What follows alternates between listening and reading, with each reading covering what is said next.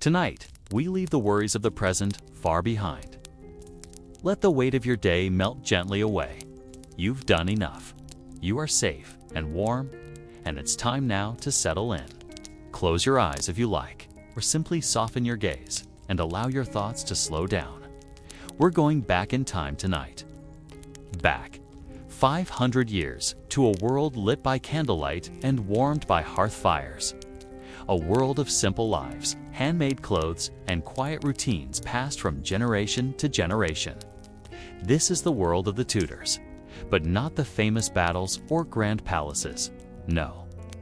Tonight, we'll wander instead through quieter corners of the past, the forgotten habits, the overlooked customs, the gentle, day-to-day rhythms of people who lived, laughed, and quietly passed on their wisdom. And one such curiosity is how they cared for their teeth. Not with tubes of peppermint paste or buzzing brushes, but with twigs and ash, herbs and cloth, powders and ritual. So, breathe in, slowly, and breathe out. Let the gentle flow of time carry you. Tonight's journey begins in a little wooden cottage deep in the countryside of Tudor England. It's early morning, but not the noisy electric sort of morning we know. This is a quiet dawn. A sleepy kind of light creeps through the small windows where linen cloth is pinned to the wooden frames instead of glass. There is birdsong, the faint bleating of sheep in the far pasture, and the distant creak of a thatched roof adjusting as the sun warms the dew. Inside the cottage, a woman stretches beneath woolen blankets. Her name might be something like Anne, or perhaps Mary, gentle names for a gentle time. She rises slowly, careful not to wake her youngest child. Her feet touch the cold dirt floor, and she pulls on a rough-spun dress. Before bread is baked or the fire rekindled, there is one small ritual to tend to. Something so simple, so everyday that no one in her time would even think to mention it. It's the morning cleansing of the mouth. Now, in this time, there is no toothbrush as we know it. But that doesn't mean the Tudors ignored their teeth. It's quite the opposite, in fact. Many households, even humble ones, kept simple routines for freshening the breath and cleaning the teeth. Mary walks to a small wooden shelf where a cloth pouch sits beside a jar. Inside the pouch are dried sage leaves, brittle, aromatic, and gathered from the garden in the warm months. She pinches a few and chews them gently, slowly, just as her grandmother taught her. Sage was believed to clean the mouth and sweeten the breath, and perhaps it did. She chews until the leaves become bitter, then spits them out into the ash bucket near the hearth. She wipes her lips with a clean cloth, woven from linen and folded carefully beside the herbs. There's no soap, no mint, no bubbling foam. But there is care, there is quiet, there is intention. She takes a pinch of salt next, just a few crystals, and swishes it with a mouthful of water from the clay jug. It stings slightly, but it's familiar, astringent, brightening. These are small habits, quiet, repetitive, comforting. There is no mirror on the wall, no reflection to check. Only a sense of how it feels. And that is enough. She pats her cheeks once, folds the cloth again. And the morning continues. Sleepy traveler. Let your breath fall gently now, like the morning sunlight over thatched rooftops. In the next part, we'll step into a Tudor kitchen and learn how ashes, spices, and even crushed eggshells were turned into powders to polish the teeth of queens and commoners alike. But for now, rest here, still and soft. Let the warmth of the fire and the quiet of the past hold you as sleep begins to drift in. As the gentle light of morning grows stronger, spilling through the slits in the shutters and casting warm amber streaks across the earthen floor, the Tudor kitchen begins to stir with life. It is not a bustling room, no clatter of appliances or shining metal tools, but rather a slow, quiet space of wooden bowls, clay, jugs, woven baskets, and the deep, earthy scent of ash flower and dried herbs. In this space, tucked into a small corner by the hearth, A small wooden box sits, worn smooth by years of careful hands. Inside, it is something rather special. A humble powder made not for bread or broth, but for the teeth. The Tudors, though far removed from modern dentistry, were not without their knowledge of cleanliness. Among the tools of everyday life was the tooth powder, a handmade blend of soft, natural ingredients believed to whiten the teeth and freshen the breath. Its recipe would vary from household to household, passed down quietly like a whispered charm, carried from mother to daughter. Some powders were made from the fine ash left behind by burned rosemary or hazelwood, its texture silken and mild, believed to scrape away the day's residue. Others included crushed salt, gently ground in a mortar and pestle, not only to clean, but to preserve, in the same way salt cured meats or vegetables. The more elaborate versions might include dried mint or sage, added not just for their fragrance, but for their antiseptic qualities. Though the Tudors would not have used such a word, they would have simply said it felt cleansing. Occasionally, even powdered charcoal found its way into these mixtures, drawn from burned twigs or bone. And in wealthier homes, ground eggshells or oyster shells were crushed into fine dust and added to the mix, prized for their whitening effect. There was no strict science behind it, only trial and tradition. A pinch of this, a scrap of that, adjusted by feel, by scent, by memory. Stored in little pots beside the hearth or near the mirrorless basin where daily washing was done. In this soft, hushed morning, the Tudor woman we visited earlier returns to this quiet ritual. She dips her dampened linen cloth into the powder, taps off the excess, and gently rubs her teeth with circular motions. Slow, unhurried, and calm. There is no foam, no rush. Just the faint crunch of powder and the rhythm of breath. Sometimes she hums to herself, a lullaby from her youth. Sometimes she says nothing at all. In this simple act, there is peace, there is intention, there is care for the body and for the day to come. Outside, a rooster crows softly.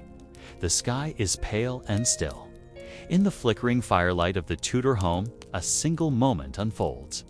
A woman, her hands dusted with herbal powder, quietly tending to a tradition that has lived for generations. The fire has settled now, its embers glowing quietly in the hearth, sending up the occasional sleepy crackle as if it too is reluctant to begin the day. In a corner of the Tudor home, the first rays of soft daylight stretch their golden arms across the uneven wooden floor, brushing against the edges of a low basin made of pewter. This basin, though simple, has served the family faithfully for years, not gleaming, not perfect, but familiar and cool to the touch. Nearby, a jug of fresh water rests, carried in just before dawn by a servant or perhaps a young child, who tiptoed across the dewy grass to fetch it from the well, while the rest of the house still slept. In Tudor times, water was precious, not in the way of rarity, but in its effort. Every drop brought indoors had to be lifted, carried, and stored with care. This made the act of washing a meaningful one, not a thing rushed or mindless. A woman or man might kneel slowly before the basin, dipping a cloth into the cool water, letting it soak for a moment before lifting it to the face, to the hands, and yes, to the mouth. It was not the splashy washing of modern times. It was slower, more reflective. The water was cold, and its touch could wake even the most reluctant sleeper, sending small shivers down the spine, not unpleasant, but bracing, clean, and oddly comforting. Teeth, in particular, were gently wiped with dampened cloth, sometimes dipped first into ash or salt or the tooth powder stored in the kitchen box. The cloth was usually made of linen, soft from many washings, and folded just so to fit between the fingers. With a kind of quiet ceremony, each tooth was rubbed, not scrubbed, in soft, circular motions. There were no mirrors to check, no plastic bristles to race across the mouth, only touch, texture, and trust in the old ways. The scent of herbs might linger faintly on the breath, perhaps rosemary or lavender, depending on the household's blend. Often, this small washing was done in silence. There was no conversation, only the quiet sounds of cloth against skin. Water dripping back into the basin, and the distant coo of doves perched on the thatched roof. It was a moment of pause before the noise of the day began, a sacred space between sleeping and waking, between the hush of dreams and the clatter of the outside world. In that stillness, there was something almost timeless, as though the act itself stretched back through centuries, unchanged, unhurried. So in this moment, as we imagine the Tudor morning, with its stone floors still cold underfoot, its walls thick with quiet and its gentle rituals unfolding without haste, we find something deeply human. The simple wish to begin the day clean, to care for oneself gently, and to feel the world awaken not with alarms or noise, but with breath, water, and peace. Beyond the water basin and tooth powder, beyond the herbal ash and salted mixtures passed down through generations, there was one tool above all that the Tudors relied upon: a simple cloth, and even more than that, their own hands. For in an age long before bristled toothbrushes or tubes of paste, it was fingers, guided by familiarity and care, that performed the daily rite of mouth cleansing. The cloth, often torn from old linen garments, softened by time and countless washings, was not discarded when worn thin. No, it was given new life as a tool for the body, folded and wrapped around a finger, dipped gently in water or powder, and used to clean the teeth with soft, deliberate strokes. There was an intimacy in this method, a quiet connection between hand and mouth, between touch and intention. It was not done thoughtlessly. The process took time. Perhaps it was done by candlelight before bed, or in the morning stillness before the rest of the household stirred.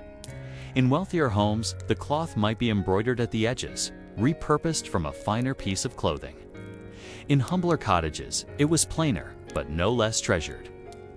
What mattered was not its beauty, but its softness, the way it fit comfortably against the skin, how it curved into the corners of the mouth, how it wrapped around the teeth like a whisper, not a scrape.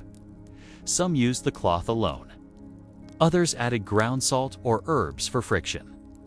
In the quiet solitude of a Tudor home, an elder might show a younger child how to prepare the cloth, how to twist it into shape, how to clean with care and not force. The motions were rhythmic. Slow swipes across the teeth, small circles where food might cling, gentle taps to loosen the powder from the corners. There was no sense of urgency, no aggressive scrubbing. It was as if they were coaxing the teeth clean rather than commanding them. And when the cloth had served its purpose for the day, it was rinsed in the same bowl used for washing, hung by the hearth to dry, or laid out beside the others. A household might have a small stack of them, each one a little different in size or color, known and remembered by touch alone. And though the Tudor people could not have known the science behind their routines, the bacteria or the enamel or the microscopic grooves in a molar, they had an instinctual understanding of what it meant to care for oneself with gentleness and consistency. In the hush of the evening or the golden breath of morning, this simple act, cloth and fingers, ash and water, became more than a task. It became a quiet ritual, a grounding of the self in the familiar. The world outside might be filled with wars and court politics, shifting alliances and harsh winters. But here, in the comfort of one's own space, the fingers worked slowly, the cloth swept softly, and all was calm, all was still, and all was well. As we settle deeper into the world of Tudor hygiene, we come to a curious little detail, often lost to time: the powders they used to polish their teeth. Tucked in small wooden boxes or wrapped in bits of cloth, hidden in kitchen cupboards or nestled beside herbs. On a shelf, these were not the minty chemical creations of modern times, but humble, earthy blends made from the world around them. A pinch of salt, coarse and white, harvested from the sea or traded in sacks. A handful of dried sage crumbled between the fingers until it released its bitter, cleansing aroma. Crushed shells, oyster, perhaps, ground down to fine grit with mortar and pestle. Their pale shimmer, a quiet nod to the ocean's long patience. Sometimes even burnt bread was added, blackened and cooled, then crushed into a dark powder that absorbed odors and scrubbed gently. It was an art in its way, a blend of the practical and the instinctive of knowledge passed down from grandmother to granddaughter. From apothecary to housemaid in soft voices and careful measurements done by sight, by feel, by memory. These powders were not used every day by all, for not every Tudor could afford such mixtures, and not every home had access to exotic ingredients. But when they were used, the experience was something slow and mindful. A finger would be moistened, dipped lightly into the powder, and gently rubbed over the teeth, working it into the nooks and along the gum line. There was a slight grittiness, a texture that spoke of earth and mineral, of something old and natural. Some might find the taste sharp, salty, smoky, or herbal, but to the Tudors it was familiar, even comforting. In wealthier households, the powders could be perfumed with rose petals or cloves, the scents lingering faintly on the breath like a whisper of the garden or spice root. In simpler cottages, it was the taste of wood smoke and sage, the flavor of daily life, unembellished but real. As the teeth were cleaned, there were no mirrors to admire the result, no bright white shine to chase, only the feeling of cleanliness, the light smoothness of polished enamel, the sense of beginning or ending the day with a quiet ritual rooted in the body. There were no plastic tubes to squeeze or timers to beep, just the rhythm of hand and powder, of time passing slowly and deliberately. And afterward, the powder box was closed, the cloth rinsed, and life went on, slowly, softly, as if the earth itself had leaned in for a moment to share its secrets. It is in these humble rituals, brushing with crushed shells, cleansing with salt and sage, that we glimpse the true intimacy of Tudor life.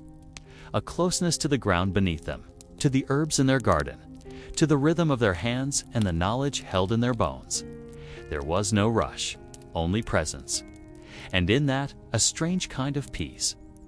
When dawn stretched its pale fingers across the wooden beams of a Tudor home, life stirred slowly.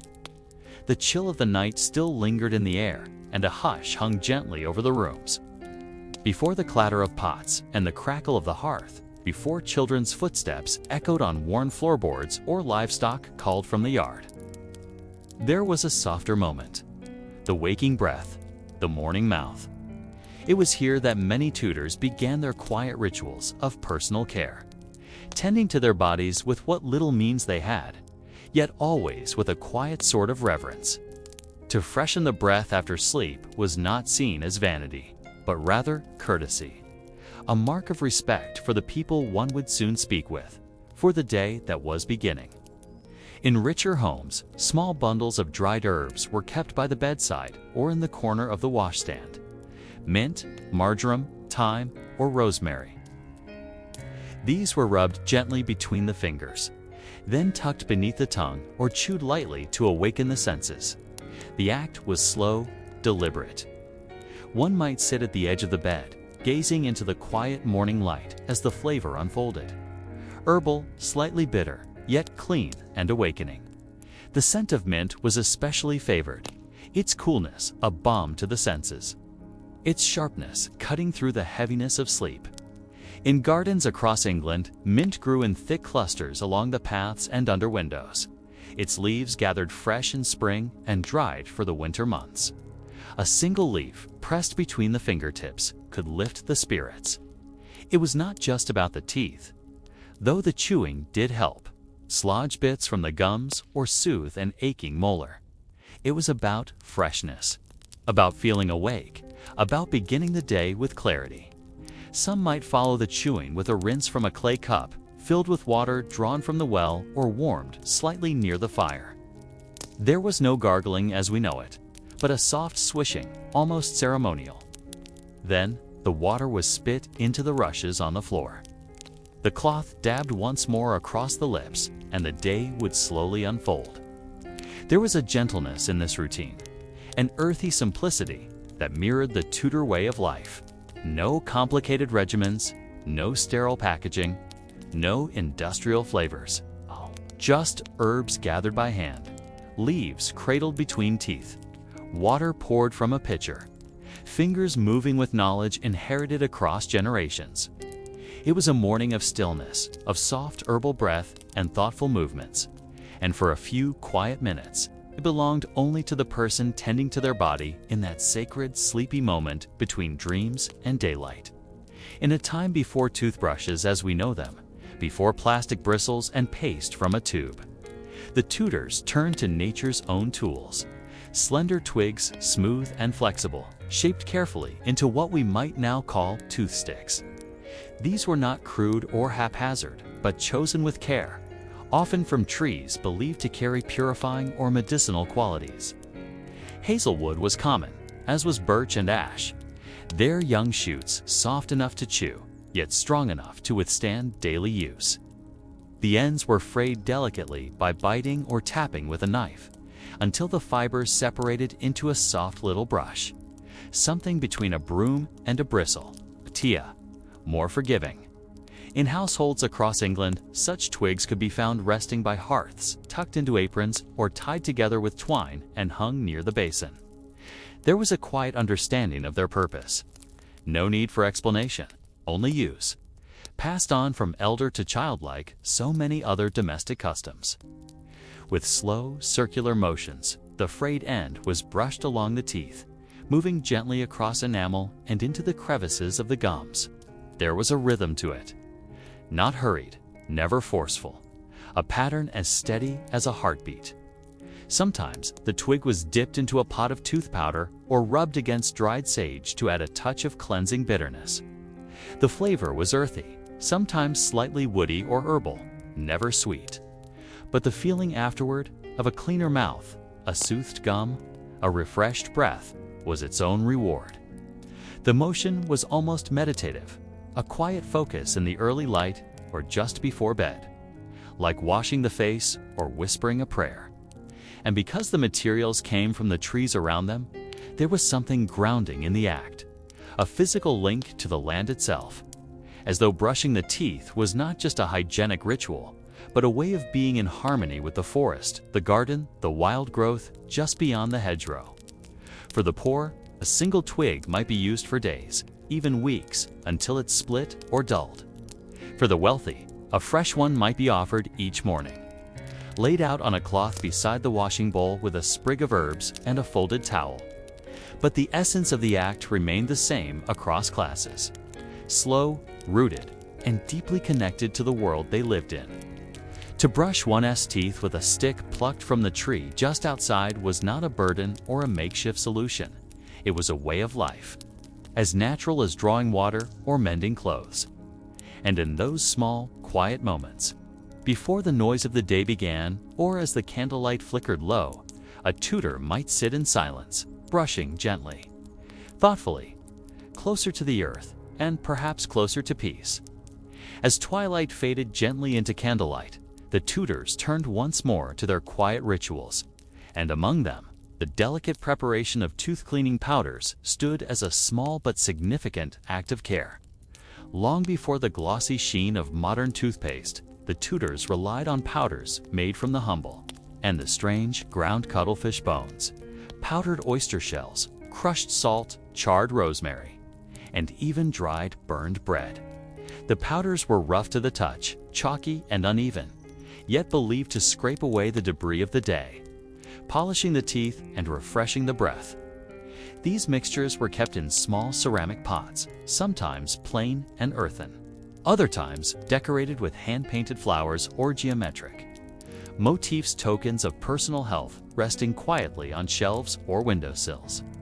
In some wealthier homes, the powders were perfumed faintly with dried rose petals, clove, or mint leaves, crushed into the blend not just for their scent, but for their perceived medicinal value. The act of using these powders was a slow and patient one. A damp cloth, the end of a chewing stick, or even the finger itself was dipped gently into the powder, then moved in small circles across the teeth, Not aggressively, but thoughtfully, with a kind of attention that brought both physical and mental stillness. The sensation was gritty, sometimes even unpleasant, but not unbearable. A texture that reminded the user that they were tending to themselves. That care often came with effort. In darkened rooms where firelight cast dancing shadows on the walls, one might sit quietly by a basin or lean over a wooden washstand, performing this nightly ritual without a word. Outside, owls stirred in the hedgerows and the wind whispered through thatched rooftops. Inside, the only sound was the gentle brushing, the soft scrape of shell against enamel, the rhythm of sleep being slowly prepared. Even the poor without access to the exotic ingredients of the wealthy found ways to replicate these powders with ashes from the hearth, crushed charcoal or fine sand from the river's edge, nature offering her tools with quiet generosity. For them, the process wasn't luxurious, but it was comforting, familiar, and part of the fabric of daily survival. And though modern sensibilities might recoil at the harshness of these mixtures, for the Tudors, they were part of life, part of feeling ready for the world in the morning, or at peace with oneself before sleep. There was something tender in it, this nightly tending to the mouth, this slow swirl of powder and cloth, this final task before slipping beneath woolen covers and listening to the world fall still. In the hushed corners of Tudor gardens, tucked behind timber-framed cottages and stone manors alike, grew the quiet healers of the mouth, herbs like mint, sage, marjoram, and thyme, each prized not just for cooking or medicine, but for their subtle power to cleanse and comfort. The Tudors believed in that gentle and intuitive way passed down through generations, that certain plants held within them the ability to soothe the breath and purify the mouth. Mint, with its crisp green leaves and sweet aroma, was chewed slowly, its oils freshening the breath in a time long before chewing gum. Sage, too, was favored.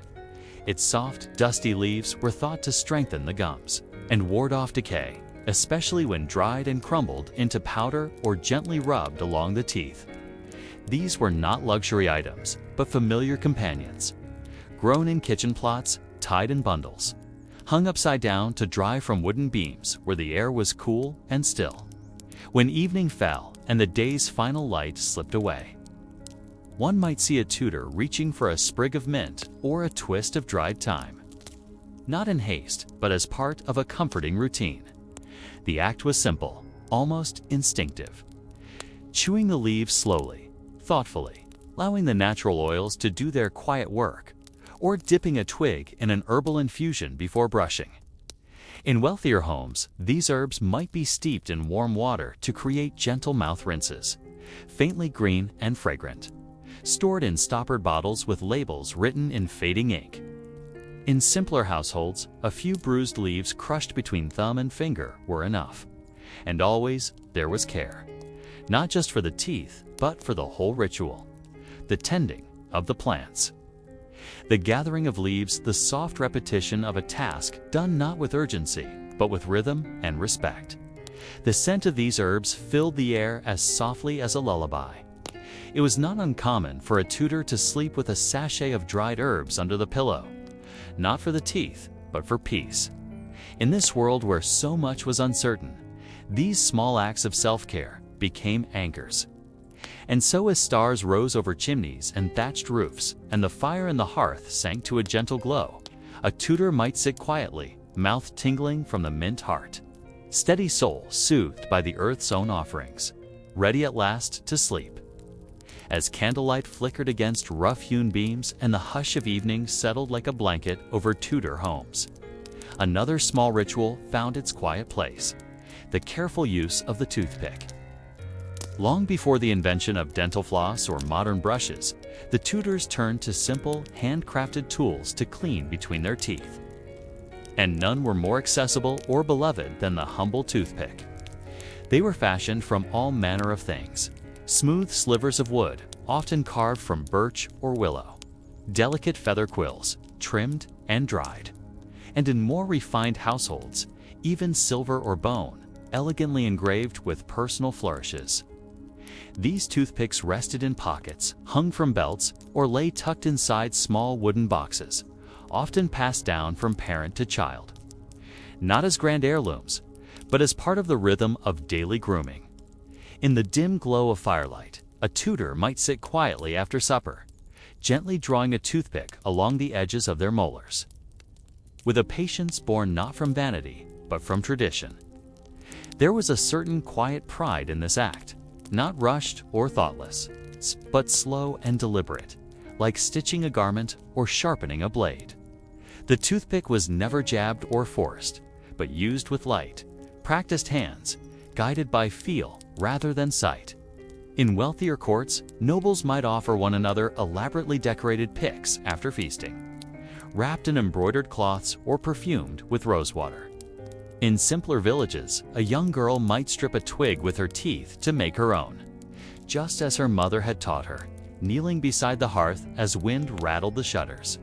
These toothpicks, though small, were part of something larger, a quiet awareness of the body, a respect for the self, and a reverence for the daily rituals that connected Tudor folk to the world around them.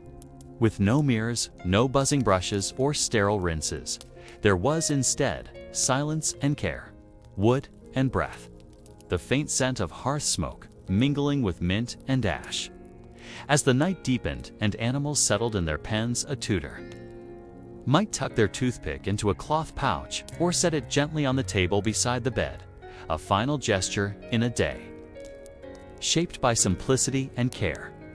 And then, with teeth tended, herbs chewed, and bones rested, they would lie back beneath woolen blankets, listening to the soft creak of timber and the hush of the world easing slowly into sleep. In the tender stillness that followed a Tudor evening meal, when the last light of the sun had melted into hues of deep indigo, and the air inside was thick with the scent of hearth smoke and old wood, another simple habit took its place in the slow rhythm of Tudor life: the mouth rinse.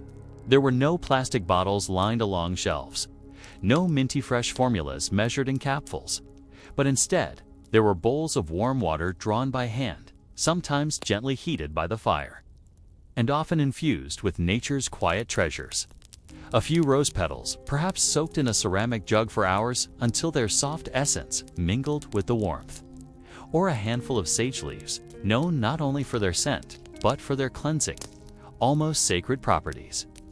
Sometimes, the water was mixed with a touch of salt, drawn from the sea or bought in tiny pouches from merchants, believed to clean the mouth and strengthen the gums. This rinse was not rushed or done out of obligation, but treated like a small ceremony, one of the final acts before bed. A woman might lean over a wide wooden basin, lifting the warm infusion in her cupped hands, tilting her head gently back and swishing it slowly, as the warmth soothed her gums and the scent of herbs drifted softly into her thoughts. A child might follow, giggling at the strange but pleasing sensation, carefully watched by a mother who had once been a child doing the same. In noble homes, servants might bring the rinse on a silver tray, steam curling from the bowl like a slow, fragrant cloud, while in cottages, the bowl was plain, perhaps clay or wood, filled with the same care, drawn from the same belief in gentle cleanliness and knightly order. There was something tender in this ritual, not just in the water itself, but in the stillness it created. As the world outside quieted, as shutters were drawn and the embers of the fire crackled low, the simple act of rinsing became a kind of soft punctuation mark at the end of a long day. And when it was done, the water poured away onto the earth or into the ashes, the bowl wiped dry and placed back on its shelf. The Tudor could feel a subtle sense of peace, that they had honored their body in a world where life was often harsh and short. And with that final kindness, they would settle beneath their rough-spun linens, mouth tingling faintly from sage and salt, eyes fluttering closed, and breath slowing into the still and timeless rhythm of sleep. As twilight faded into the velvet hush of a Tudor night and stars began to flicker like candle flames in the sky above, every element of the home seemed to slow and soften. Even the air itself felt gentler. In this quiet world where moonlight spilled through tiny, shuttered windows and the scent of hay and hearth lingered in the beams. Overhead, many Tudors kept near them a small bundle, a modest pouch or folded cloth, tucked lovingly by the bedside, containing the simplest of tools. A twig of ash or hazel, a tiny sliver of soap root, perhaps a feather pick, and a small linen square for wiping the teeth. Though the concept of a toiletry bag did not exist in name, the practice was ancient and rooted in care. These tiny bundles were carried by travelers, by market sellers, and even by village wives, a way to keep their modest grooming rituals close, even when far from home. The bundle, often made from leftover scraps of fabric, sometimes dyed in plant-based colors or embroidered with thread, was a quiet companion to the sleeper. It was not hidden away, but left close at hand, ready in the morning, or if one should wake in the night with a dry mouth and the urge to rinse or chew a sprig of mint. In noble households, these bundles might be crafted from silk and tied with lace, filled with delicate items scented with lavender. In humble cottages, it might be as simple as a rolled cloth, secured with a bit of twine, resting atop a chest or hanging from a nail near the bed. Regardless of its contents or fanciness, what mattered most was the care behind it. The thought that even in sleep, the body was gently tended to, its needs remembered and respected. There was something deeply human in that. The idea that comfort didn't only come from thick woolen blankets or warm fire embers, but also from the nearness of familiar tools, lovingly prepared and faithfully used. For a Tudor, sleep was not just an escape from the day, but part of a larger rhythm of care, and the small bundle beside them was a symbol of this quiet continuity. As the fire dimmed to coals and the world outside melted into the blackness of night, this humble pouch, with its twig, cloth, scented herbs, whispered of softness, order, and peace. And so, with their bodies wrapped in homespun linens and their teeth gently cared for, even in the stillness, they drifted quietly into sleep, guided by the comfort of little rituals and the lullaby of silence. In the still hush of early evening, when candles had been lit and their flames danced quietly on stone walls and wooden beams, a softer lesson often unfolded in Tudor homes. One not taught in classrooms or recorded in books, but passed down gently, like a whispered lullaby. It was the lesson of care, of cleanliness, and of watching with wide, curious eyes as mothers, fathers, or older siblings prepared their simple tools for tending the teeth. For Tudor children, learning how to care for their mouths was not a scheduled task, but an organic part of their lives, a rhythm woven into the fabric of daily routines, picked up through watching, mimicking, and absorbing the rituals repeated each night. A little girl might sit cross-legged on a straw mat, clutching her wooden doll. As she observed her mother slowly rubbing a linen cloth over her teeth, dipping it in a bowl of herb-scented water, a young boy might watch his father scrape his teeth gently with a polished stick, explaining how it helped keep the mouth fresh and the breath sweet, especially after meals of meat or strong ale. These moments were often filled with patience, storytelling, and soft encouragement, not scolding. The mother might hum a quiet tune as she showed her daughter how to wipe gently, not too hard, so the gums wouldn't bleed. The father might chuckle as he reminded his son to avoid using sticks too sharp, lest he jab his cheek and spoil the evening. And sometimes older siblings, proud of what they knew, would take it upon themselves to guide the younger ones, sharing secrets like how a bit of crushed mint made everything taste nicer, or how clove rubbed on the gums could ease a sore tooth. This gentle passing on of knowledge, wrapped not in pressure but in affection, formed one of the tender foundations of Tudor family life, where even the act of brushing the teeth became an act of love and shared quietude. And when the lessons were over and the children lay curled beneath wool blankets stuffed with feathers or straw, their teeth faintly tingling from sage or salt, their dreams would begin, not with stories of kings or dragons, but with simple thoughts of warmth, of a basin of warm water, of a soft cloth wrung out with care, and of their mother's voice humming low in the background. And so the knowledge stayed with them, settling into memory like a pebble into soft earth, guiding them gently toward sleep and the calm comfort of knowing they, too, were learning the old, gentle ways. Just beyond the timber-framed cottages and wattle fences, where hens clucked softly and the scent of chimney smoke lingered in the air, the Tudor garden stretched under the soft silver light of the moon. And while it may have looked humble to a passing eye, rows of herbs, small bunches of plants trailing over old stones, it held a secret known well by the caretakers of Tudor mouths. For in these gardens grew the green pharmacy of the past, where nature provided gently for those who listened. Sprigs of sage, cool and slightly bitter on the tongue, were gathered not only for seasoning meat or warding off sickness, but also for rubbing gently on the teeth. Mint was picked in the early morning dew, its crisp scent a balm for bad breath. Thyme, when boiled and steeped, made a soft rinse that soothed sore gums. Even rosemary, sharp and woodsy, was bundled and dried, its leaves crushed into powder that could be added to cleaning pastes or chewed as a freshener. The caretakers of these gardens, often the mothers and grandmothers of the household, moved among the plants with quiet reverence. They understood not only the tastes and smells, but the stories carried within each stem. How chamomile could calm a restless stomach, and how crushed fennel seeds left the breath sweet after feasting on oily fish. Children would sometimes trail behind, gathering the softer herbs, carefully placing them in baskets lined with linen, learning which were gentle on the gums and which had to be dried first.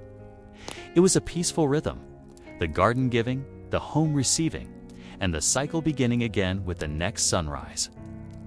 In wealthier homes, these herbs were hung in neat bundles along the kitchen hearth, or preserved in jars, but in simpler cottages, they might rest tied to rafters or laid out on a clean stone, drying slowly in the warm air. And at night, when the world was wrapped in the hush of sleep, the scent of those herbs still lingered faintly, clinging to cloths, to hands, to the very breath of those who had used them. The garden, though quiet now, was never forgotten.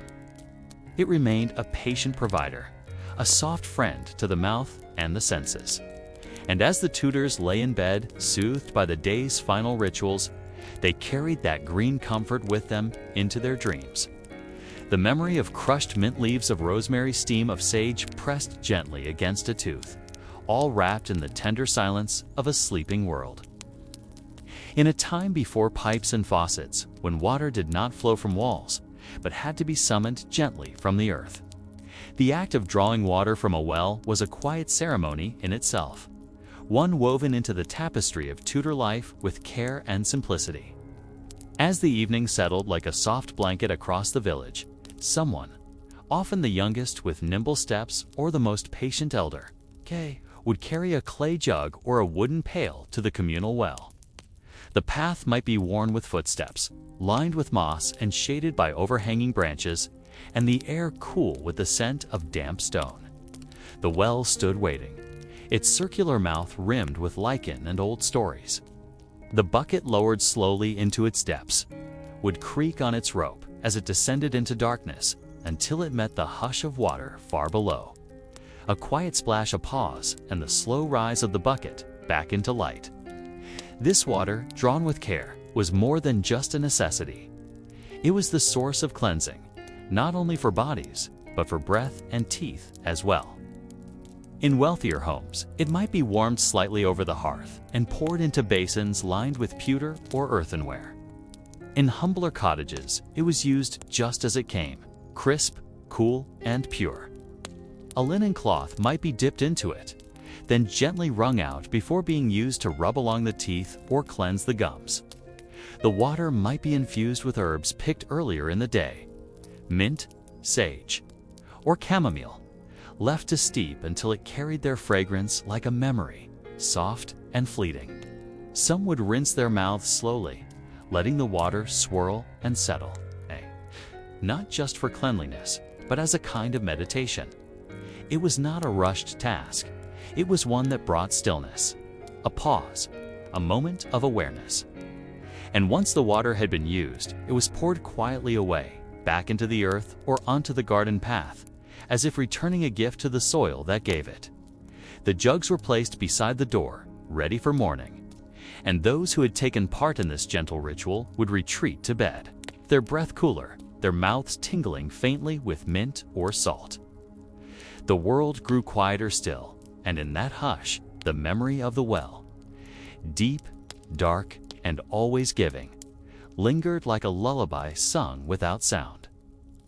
And as their eyes closed and dreams drifted in, the Tudors slept, wrapped in the peace that only small, careful rituals can bring. As twilight deepened and candlelight flickered gently against wooden beams, the Tudor home eased into its softest rhythm, that final hour before sleep when tasks grew slower. Voices hushed, and the day's weariness was soothed by simple comforts. Though our tailwinds around the brushing of teeth and the quiet care of the mouth, in Tudor life, the rituals of cleanliness stretched gently into neighboring corners of the body. And perhaps nothing echoed this better than the humble wooden comb. It rested on a shelf near the hearth or tucked inside a carved chest, often carved by hand from boxwood or beech, its teeth smooth from years of use. Though mostly used for hair, this little object was sometimes used to stimulate the skin of the face to clear away the dust of the day, or even quite gently to trace along the jawline as if to awaken the skin around the mouth after rinsing. It was believed that good health began not just with what was eaten, but how the face and head were treated. A quiet grooming that stirred the blood and brought a blush of warmth.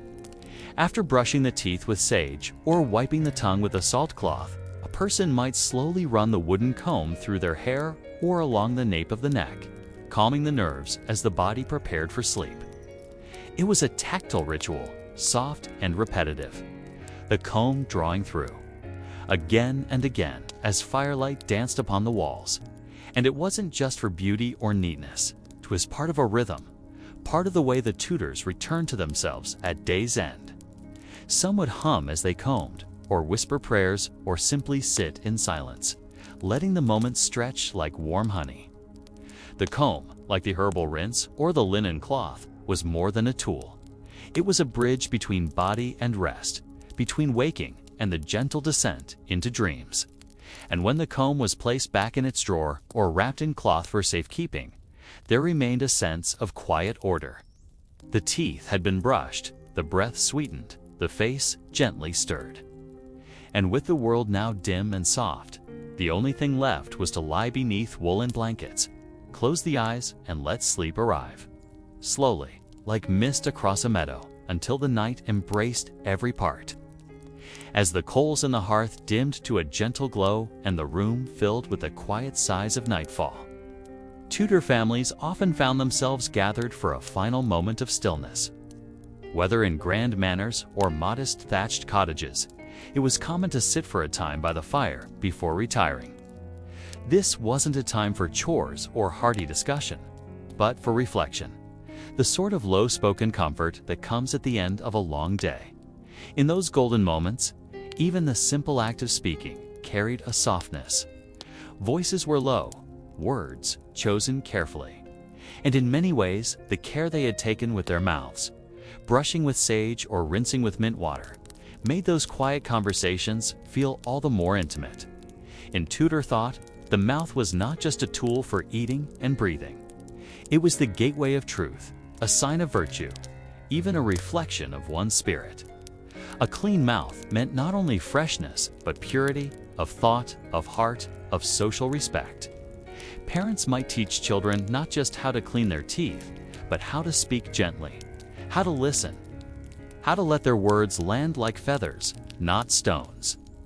So as the fire crackled and shadows moved lazily across the timber walls, they might share a prayer, a short story from the Psalter, or simply murmur thoughts about the weather, the crops, or dreams to come. Words flowed with a careful rhythm, as though the very air was thick with drowsiness. In this quiet space, some would smile softly, lips closed and at peace. Having taken care of their breath and gums with a rinse of rosemary water or a touch of salt on cloth, the cleansing wasn't just about health. It was a preparation for this exact moment. Speaking after tending to the mouth was an act of courtesy and of self-respect. Even for those who lived alone, the silence beside the fire became a listener. And when the final words of the day were spoken, they hung in the air like old lullabies, soon to drift into dreams. Teeth clean, mouths cooled by herbs, and hearts lulled by routine, the Tudor world slipped slowly into sleep. Word by word, breath by breath, fire to ember, day to dusk. And now, as the final candle is gently pinched out and darkness settles softly across the wooden beams, the Tudor household prepares to surrender to sleep. In those quiet bedrooms, whether in a large estate or a humble cottage, the stillness is almost sacred. The bed weights, layered with wool-stuffed mattresses or straw-filled ticks. Linen sheets tucked in, and perhaps a blanket woven by hand. There is no electric hum, no glowing screen, only the deep hush of the countryside or the occasional hoot of an owl from far beyond the shutters. In this silence, the body, freshly tended, finds its place beneath covers worn smooth from many nights. But it is the mouth that carries the final sense of comfort, clean from crushed mint leaves or salt-soaked cloth, sometimes rubbed with a bit of vinegar to cut through the day's meals. The Tudors understood that sleeping with a foul taste was no way to rest, and so they took care in simple but meaningful ways. They wanted their mouths not only to be fresh, but to feel light, unburdened, like the rest of the body after a long day's labor. Just as one wouldn't sleep in muddy boots, one wouldn't lie down with an unclean mouth if it could be helped. As head sinks slowly into pillows filled with goose feather or humble straw, the breath is soft and even. The tongue rests gently against the roof of the mouth, the lips closed loosely, and the breath flows in a steady, peaceful rhythm. The still clean mouth no longer speaks or chews or laughs. It simply rests, a part of the body now surrendered to night's embrace. And perhaps, in these final waking moments, one might think of the day gone by. Of laughter at market, of bread baked fresh, of the scent of rosemary from the garden, of that warm rinse that lingered on the tongue. Sleep, in the Tudor world, was not just for the body. It was a ritual of the spirit. And the way they cared for their mouths before sleep was like closing the final chapter of a well-loved book. With no more words to say and no more bread to chew, the mouth closed for the night, gently, peacefully, perfectly ready to dream. As the sky outside began its gentle shift from deep indigo to the palest gray, the first hints of dawn crept quietly into Tudor homes, before the clatter of chores or the scent of bread rose from the kitchen hearth. There was a stillness to the waking hour, a moment when the body stirred, but the soul remained half-draped in the softness of dreams. In these early moments, the mouth was the first to awaken. A slow yawn, a quiet sigh, the dry touch of morning breath. All reminders that a new day had arrived, but gently, without demand. For the Tudors, rising was not rushed. Without alarm clocks, the body followed the sun. Farmers might wake sooner, tradesmen a bit later, but there was often a moment of restfulness before the feet hit the floor. During this pause, many would reach for a cloth or a bowl set aside the night before. With sleepy movements, they would rinse their mouths with cool water, perhaps flavored with mint, sage, or vinegar. It was a bracing, refreshing act, not dramatic or painful, but grounding. This early cleansing wasn't only for health. It was about beginning the day with dignity. A clean mouth meant readiness to speak kindly, to eat respectfully, and to face the hours ahead with clarity. In wealthier homes, servants might bring a basin and scented towel. In humbler cottages, the ritual was no less meaningful. The coolness of water in the mouth, the brisk rub across teeth and tongue with cloth or twig, it was almost meditative. For some, a short prayer followed, whispered with lips now free of night's residue. The breath, still slow from sleep, became just a little deeper, a little brighter. There was no toothpaste or plastic brush, but there was care, intention, and rhythm. The Tudor morning mouth wasn't perfect, but it was honored. and as sunlight spilled across the wooden beams or through small panes of glass, the day truly began. One clean breath at a time, one quiet moment blooming into the next. As the Tudor morning unfolded and soft golden sunlight warmed the stone floors and wooden walls, the heart of many homes came alive. The kitchen, though best known for stews and hearth fires. The Tudor kitchen also played a quiet but essential role in hygiene, including the care of one's teeth.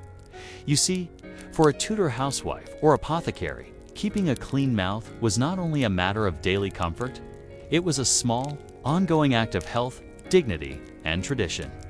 And so, the kitchen shelves bore more than flour and salt.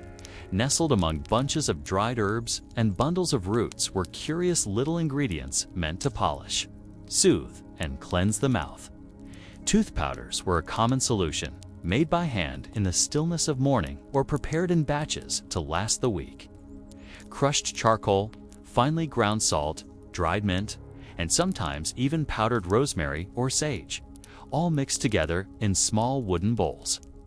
In wealthier homes, you might find a sprinkle of ground cloves for their warm, numbing aroma or the addition of powdered oyster shells, carefully prepared for their mild abrasiveness.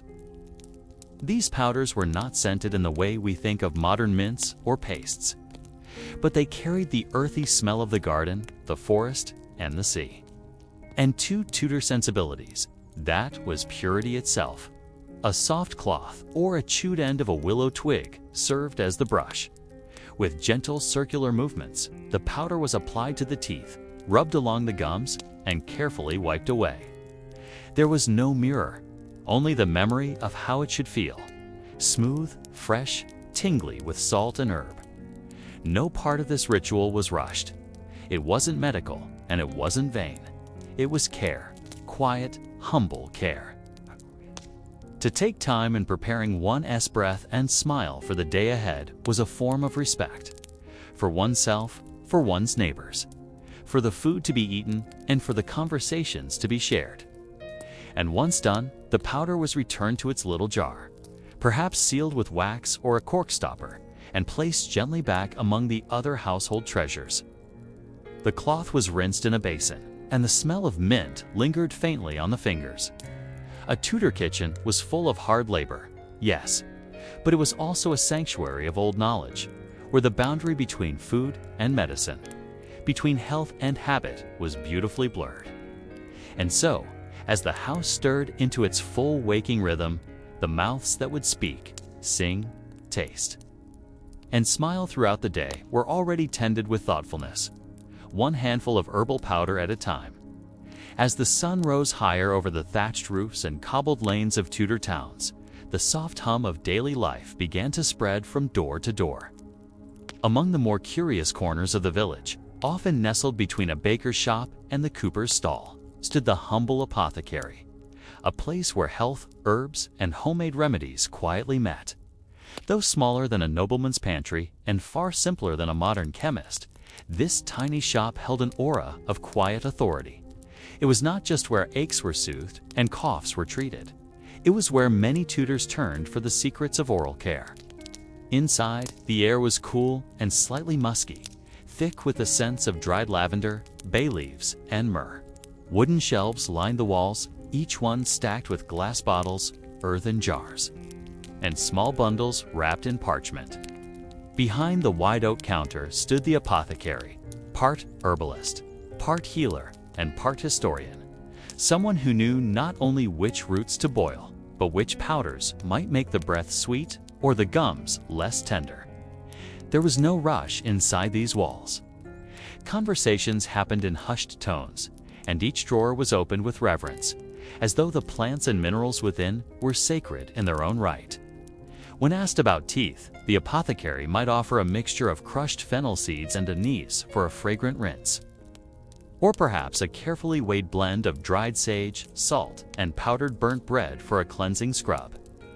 Clove oil, dark and pungent, was often suggested for aching molars or sore gums. Even honey was sometimes infused with thyme or rosemary and used as a gentle antiseptic, though sparingly, for sugar, even then, had its risks.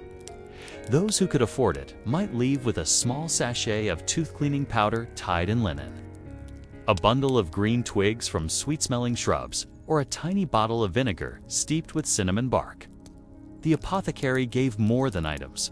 They gave peace of mind, a feeling of preparedness, and a sense that in caring for one's body, even one's teeth, a person honored not only themselves, but the wisdom of generations past.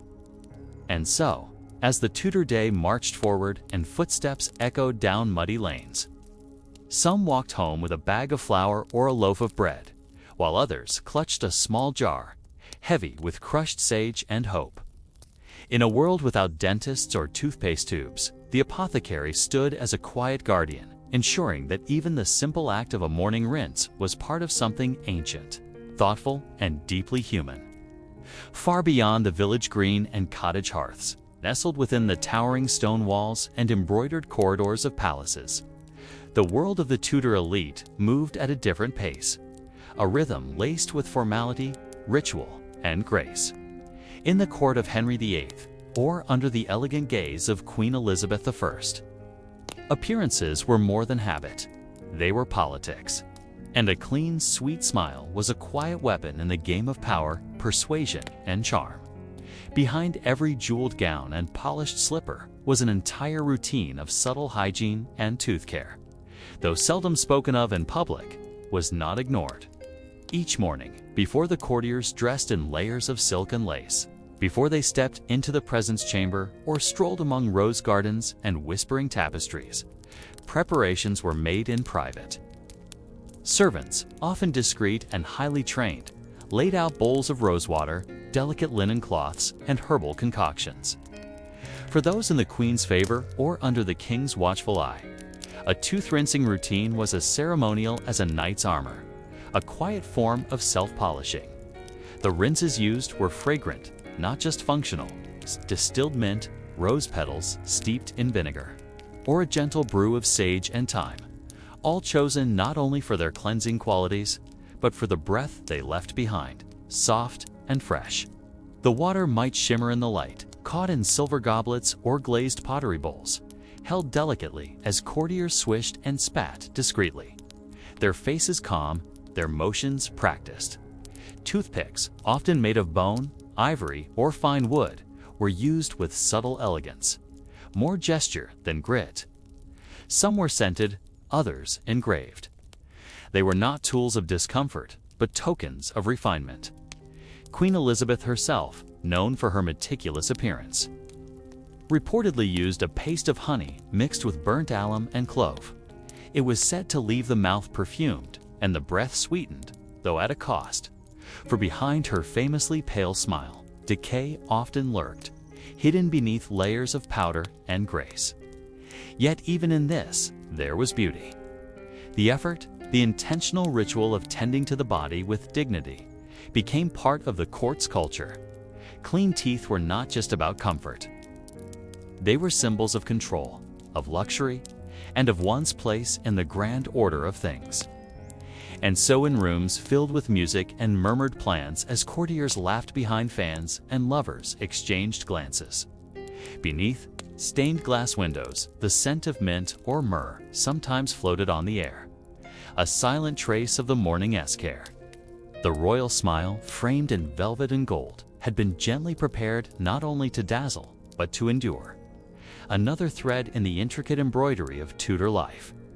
In the heart of many Tudor households, behind the kitchens or tucked beside cobbled paths, lay a place of quiet knowledge: the herb garden. To a casual glance, it may have seemed like nothing more than a patch of greenery, a tangle of low plants, soft blooms, and earthy scents. But to those who tended it, mothers, wise women, apothecaries, or even observant children, it was a place of subtle power, a gentle pharmacy grown by hand. Among the rows of thyme, sage, and marjoram, there were leaves and roots that offered more than flavor. There were secrets to be found for all manner of needs, including the health of one's teeth and gums. Mint for its freshness, sage for its strength, cloves, when available, crushed carefully for aching molars. Even the soft petals of chamomile, might be brewed and cooled to rinse the mouth, calming the breath with their delicate sweetness. The knowledge was passed not through books, but through quiet whispers, through watching and doing. A grandmother might rub a leaf between her fingers and press it beneath a child. S. Nose. Smell that. That S, what keeps your mouth sweet. A mother might tuck dried herbs into a cloth pouch to hang by the hearth and dry slowly, ready for when the time came to grind them gently into powders or soak them into rinses. Nothing was wasted. The same herbs used to flavor stews or scent linens found their way into the bowls of tooth-cleaning mixtures. There was a harmony in it. The idea that what grew in the garden could be both nourishment and remedy, comfort and care. Even in a time without dentists as we know them, the Tudors understood the quiet balance of plant and person. And there was something deeply peaceful about the tending of such a garden. The soft dig of fingers in the earth, the rustle of dry leaves in the wind, the hum of bees drifting lazily from flower to flower. In those moments, brushing one's teeth was no longer a chore. It became part of a greater rhythm, a slow and natural dance with the land. It reminded them and us that care could be simple and still be enough. As twilight faded and candles flickered in long iron sconces, the Tudor evening meal, known simply as supper, came to a close.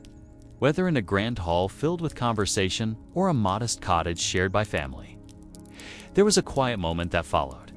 The slow winding down of the day's last course, and with it, the small, mindful ritual of tending to one's teeth.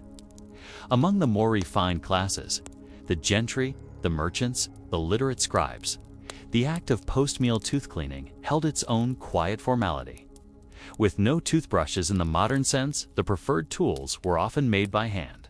Small wooden sticks, usually carved to a fine, quite smooth to the touch, and often crafted from willow birch or even silver in wealthier homes. These were the Tudor toothpicks, simple yet thoughtful instruments used to gently clear away food and keep the breath fresh for conversation or prayer. There was a kind of grace in their use. The toothpick was not hurried or harsh, but guided gently along the edges of teeth with care. One might sit by the hearth after supper, feeling the warmth of the flames while slowly passing the little stick along the gums, listening to the distant sounds of wind through shutters or the creak of settling wood. In noble homes, some toothpicks were even scented, lightly rubbed with mint or aniseed to offer a breath of clean air in the still of the evening. For those who didn't possess such items, there were natural substitutes: the soft end of a straw, the thin stem of a reed, or a sliver of green wood gently shaped by hand, and always the same goal. Not just the removal of food, but the sense of completeness of finishing the meal not only with the stomach satisfied, but with the mouth at ease. This practice, quiet and personal, mirrored the Tudor rhythm of life. Slow where it could be, mindful when it mattered. Tooth cleaning after supper was not a clinical necessity, but a graceful custom, a sign of courtesy toward others and care toward oneself. It was a reminder that even in a world of rough edges and simple tools, softness could be found in small acts. And as the fire dimmed and the rooms grew still, that gentle pick and soft breath were often the last sensations before climbing into bed. Clean, calm, and quietly ready for rest. As the first hints of night settled over Tudor England, and the candlelight shimmered softly against timber-framed walls, many found themselves winding down into their evening rituals, slow, familiar, and tender in their simplicity. Among the more time-honored practices of self-care, particularly among women and caretakers, was the use of fine linen cloths for oral hygiene, a method as gentle as it was effective, quietly cherished across generations.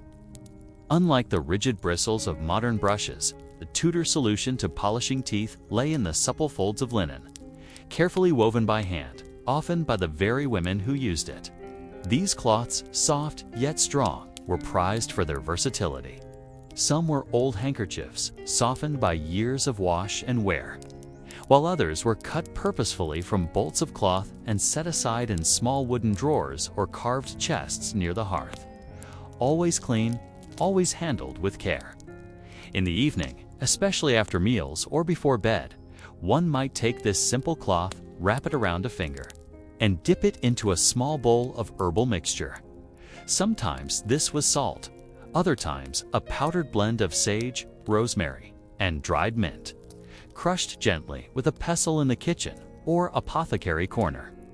The cloth would then be passed gently across the teeth with slow, circular motions. There was no rush. The act was meditative, like brushing a horse's mane or folding warm laundry. A way of showing one's body that it was safe, loved, and tended to. Among wealthier households, this cloth might also be scented. A few drops of rosewater or orange blossom, saved from market days or gifted by travelers, could be soaked into the fabric before use. The scent was never overpowering, just a soft trace, enough to make the ritual feel elegant, even in its quiet modesty. And once the cloth had done its work, it would be hung by the hearth or gently rinsed and folded, ready to dry overnight on a warm stone sill. Children, too, were often taught this method by their mothers or nursemaids. In soft whispers before bedtime, a mother might explain the importance of caring for one's teeth, not with fear, but with comfort. A clean mouth sleeps quietly, they might say. Dabbing at small milk teeth with damp cloth, and sweet breath dreams sweeter dreams. These lessons were never written in books, yet they passed from generation to generation, like the recipe for a family stew or the steps to a harvest dance. The cloth method was more than a tool. It was a gesture of cleanliness in a world where bathing was rare and soap was precious.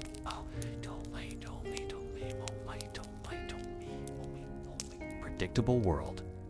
And in this simple act, dipping cloth into salt, rubbing gently under firelight, feeling the grain of linen against tooth, there was a slowness, a serenity that bridged the space between wakefulness and sleep.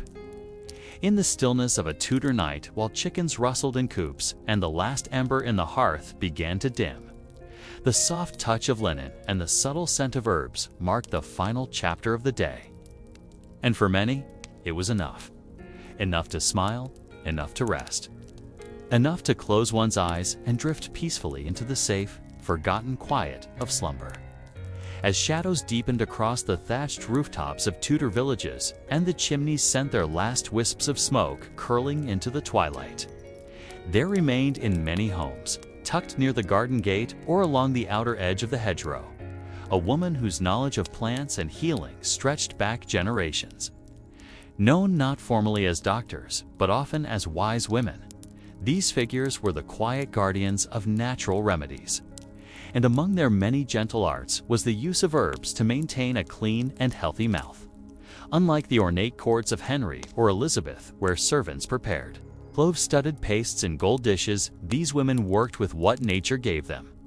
Fresh mint, plucked by hand, soft sage leaves still damp with morning dew, a pinch of thyme hung in bundles from kitchen beams.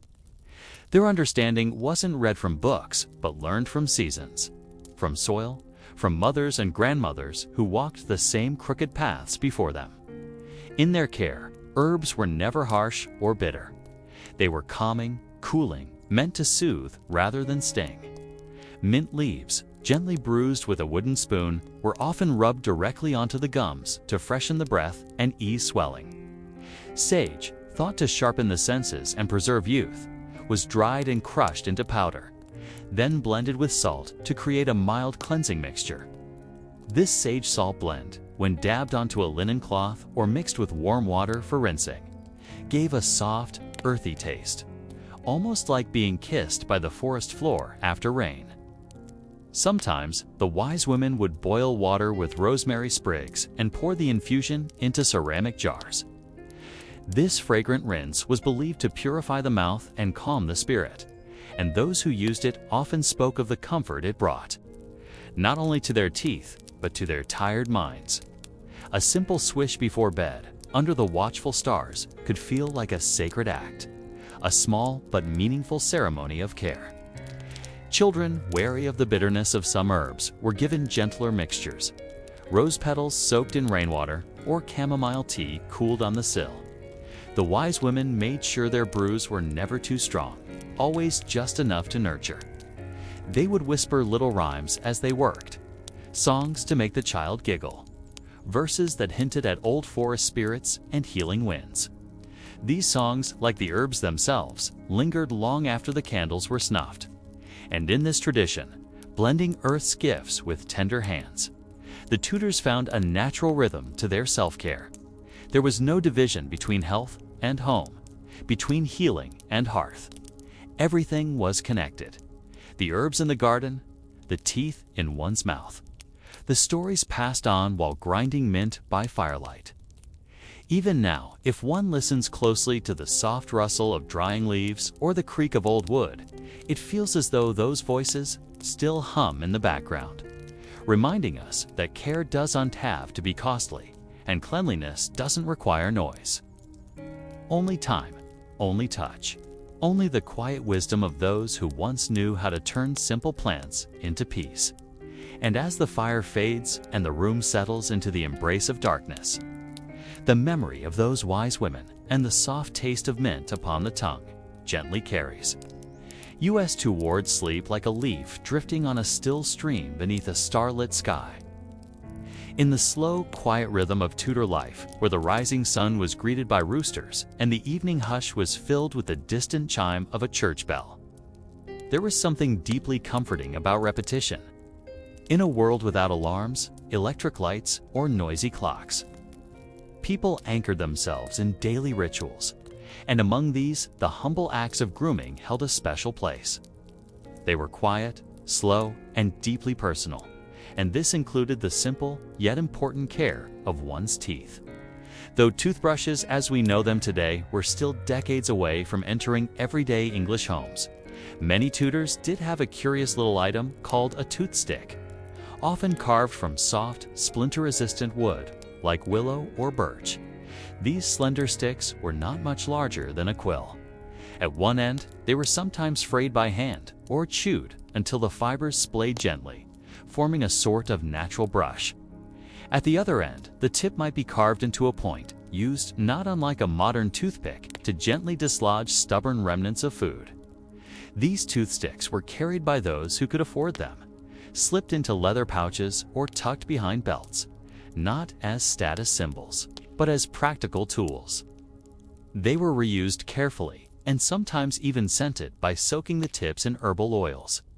Peppermint for freshness, clove for a touch of spice, or myrrh for its cleansing properties. The act of using a toothstick was not hurried. It was methodical, almost meditative. One would sit near a hearth or by the window, hold the stick with gentle fingers, and pass it across the teeth with slow, deliberate strokes. It wasn't just about cleaning. It was about mindfulness. Each gentle scrape, each pause to rinse, was part of a quiet evening rhythm. And often nearby, resting on a small wooden table or hung from a nail near the basin, was another equally simple yet significant tool. The wooden comb, though meant for hair, the comb shared the same symbolic value. Personal care through simplicity. It's carved from boxwood, horn, or bone. These combs were not factory-made, but shaped by hand. Their teeth filed carefully, their handles often worn smooth by years of touch. And while their use may not have been directly tied to oral care, their presence speaks of the same Tudor belief, that cleanliness, however modest, was part of dignity. Some people kept these items together, perhaps wrapped in linen or resting in a carved box passed down through generations. These kits weren't glamorous, but they were deeply personal. To open the lid and see the same toothstick you'd used for months, shaped now slightly by your habits, was to be reminded of the continuity of life. That today, like yesterday, you took a moment for yourself, that you paused, that you cared. Even the act of rinsing the mouth after a meal had a comforting familiarity. Water, sometimes warmed just slightly, would be brought in a ceramic jug. A little salt might be added or a sprig of mint, and then, with no mirror, only memory, One would take a sip, swish softly, and tilt their head to the side. No drama, no rush. Just a quiet action passed from hand to mouth, day after day. This was the Tudor world. Small rituals, lovingly repeated. The toothstick's soft wood, the basin's cool water, the comb's gentle scratch through tired hair. These were not medical acts. They were not scientific. They were human. And in their very ordinariness, they became something sacred. As you rest now, imagine a dim candle glowing in the corner of a thatched room, casting golden shadows across a wooden floor. A figure leans over a wash basin, dipping a stick into water scented with herbs, repeating the same slow motion as the night before, and the night before that. There is peace in this. There is stillness. And just as the toothstick was passed from hand to tooth with care, so too may you pass into sleep, gently without force, like the soft brush of wood on enamel, fading into the warmth of dreams. As the Tudor day ebbed into dusk and the skies turned soft with twilight purples and muted grays, homes across the English countryside fell into a slow, gentle rhythm.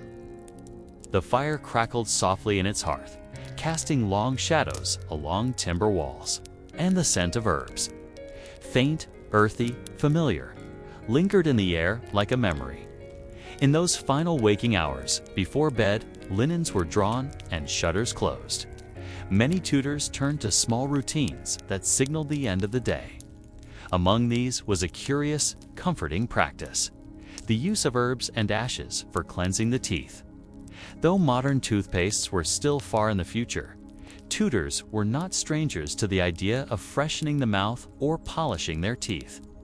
One of their gentlest remedies was a powder made from wood ash, often mixed with dried herbs like rosemary, sage, or even mint leaves.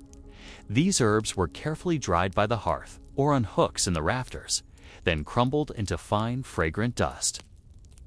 The ash was collected from hardwood fires, white, clean, and cool, and sifted until only the softest remnants remained.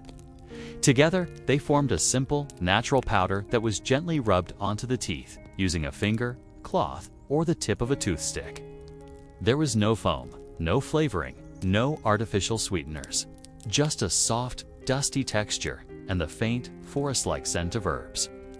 The feeling was mild, never harsh, as if nature herself had offered a recipe for quiet purification. Rosemary, in particular, was cherished not only for its cleansing properties, but for the calm it brought. Its smell was woodsy, slightly medicinal, but also warm, a scent that clung softly to skin and lingered in the folds of cloth. When used in tooth powders, it gave a faint perfume to the breath, a reminder of gardens and still mornings, of kitchen herbs tied with twine and hung by the window to dry in the sun. Some households took extra care, mixing in a pinch of salt or crushed oyster shells for mild abrasion, or steeping the herbs in water first to make a thin rinse. But no matter the variation, the ritual remained slow and personal.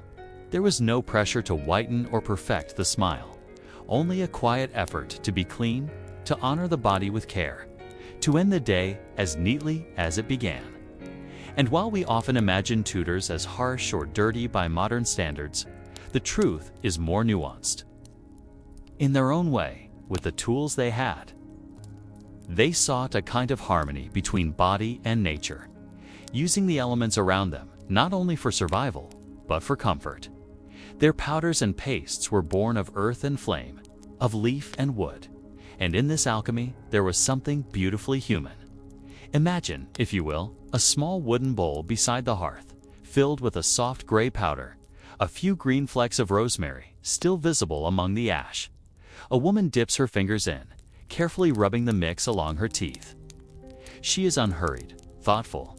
The room is still, the fire low. Outside, a light wind rustles the trees. The scent of smoke and herbs blends with the cool night air. In that moment, she is not concerned with appearances or perfection. She is simply tending to herself, gently, quietly, just as the stars begin to bloom in the dark velvet sky. As you lie here now, still and peaceful, you might feel as though you too are there, in that room, in that world. The bowl of ash, the hush of evening, the rosemary gently crumbling between your fingers. Let these images soothe you. Let them settle around you like warm linen and carry you gently toward dreams. And so, dear dreamer, the Tudor night draws to a gentle close. All around the village, windows have been shuttered, doors softly latched, and hearths banked low to keep a warm, sleeping glow. The streets outside are still, hushed under a velvet sky pierced only by the flicker of distant stars.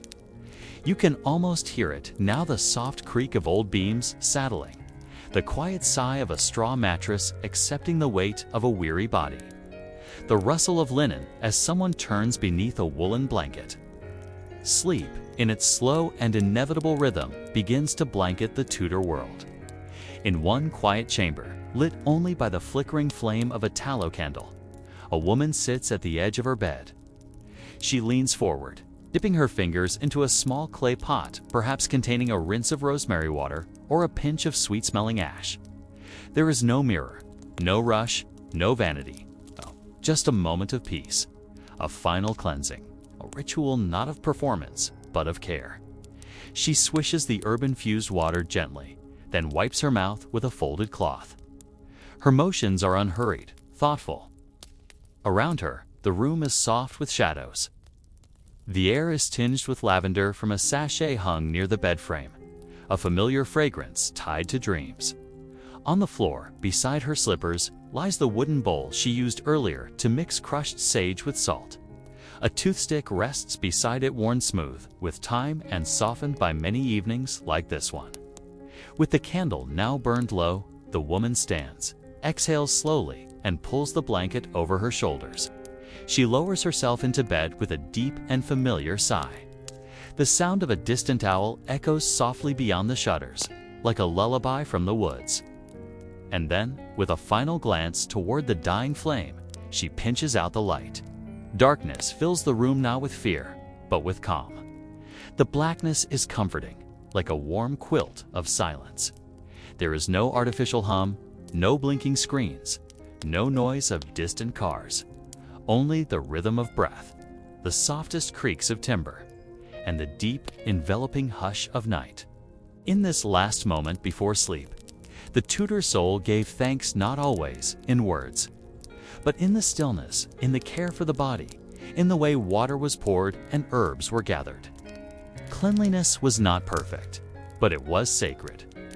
A moment to end the day gently, with the earth's offerings and a whisper of peace. Now, centuries later, you too lie here in stillness. Your mind slows, your thoughts soften. You feel the same hush they once felt, the hush of nighttime, tending the comfort of a cool cloth and the scent of rosemary. The quietude that comes when the world outside sleeps and there is nothing left to do but rest. So breathe deeply now. Let the world of the Tudors fade like mist. Let the herbs, the ashes, the wooden bowls, and the flickering lights dissolve into the velvet dark. You are safe. You are calm. You are ready to sleep. Good night, gentle soul. May your dreams carry you gently through the mists of time.